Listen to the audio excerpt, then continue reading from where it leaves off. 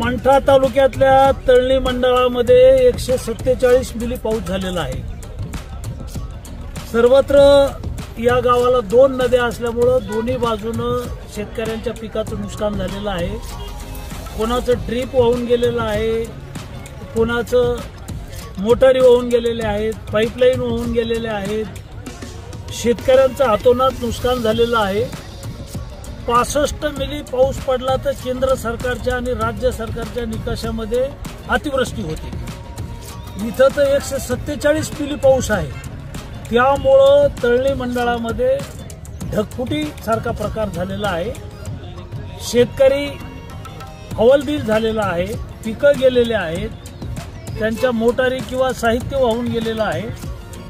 तहसीलदार आहेत, बीडीओ आहेत, मंडळाधिकारी आहेत, तलाठी आहेत, ग्रामसेवक आहेत, कृषी सहाय्यक आहेत। संपूर्ण प्रशासनाला आम्ही सूचना दिलेल्या आहेत। सकाळी 8 वाजता मी जिल्हाधिकाऱ्यांना फोन केला, मी आरडीसींना फोन केला, ते आपत्ती व्यवस्थापनचे प्रमुख असतात। तहसीलदारांना सकाळी 8 वाजता फोन केला, एसडीओ आमचे रोडगे साहेबांना फोन केला आणि प्रशासनाचे सगळे अधिकारी आणि सर्व लोकप्रतिनिधी इथं आहेत। आता तळणी मंडळात सगळे गावं या निकषात बसतात, कारण पाऊस मोजलेला आहे तो तळणीला।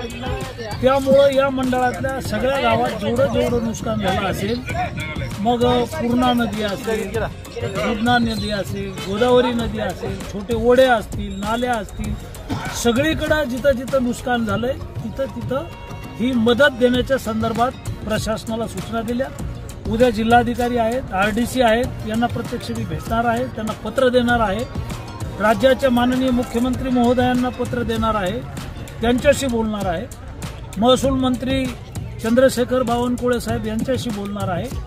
आणि आता प्रथमदर्शनी तळणी मंडळामध्ये 147 मिली पाऊस आहे। परतूर मंडळामध्ये आज माझा दौरा झाला, सातवाना सर्कलला, या मंडळामध्ये 100 मिली पाऊस पडलेला आहे आणि आष्टी मंडळामध्ये 109 मिली पाऊस पडलेला आहे। बाकीच्या ठिकाणचा दौरा बाकी आहे। जशी माहिती येईल तशी सगळी माहिती घेऊ आणि मतदारसंघातल्या एकूण एक शेतकऱ्यांना मदत देण्यासाठी शासन दरबारी बोलत राहू, अधिवेशनात प्रश्न मांडू आणि शेतकऱ्यांना न्याय देण्याचा प्रयत्न करू। प्रशासनाला सूचना आहेत की खरोखर ज्यांचं नुकसान झालं त्या सगळ्या लोकांना मदत द्या आणि आपल्या सर्व पदाधिकाऱ्यांना, सर्व पक्षातल्या नेत्यांना मी विनंती करतो की जिथं नुकसान झालं तिथं आग्रह करा, जरूर 100% करा, कोणावरही अन्याय होऊ नये। पण जिथं नुकसान झालं नाही तिथं प्रशासनाला सहकार्य करा, अशा प्रकारच्या आपल्याला सगळ्यांना सूचना आहेत। कारण त्यांनाही काम करताना आपल्या सर्वांच्या सहकार्याची, मदतीची गरज असते ना। आपण सर्वांनी सहकार्य केलं तर नुकसान झालेल्या सगळ्या लोकांना मदत मिळेल, त्याच्यात कुठलीही अडचण येणार नाही।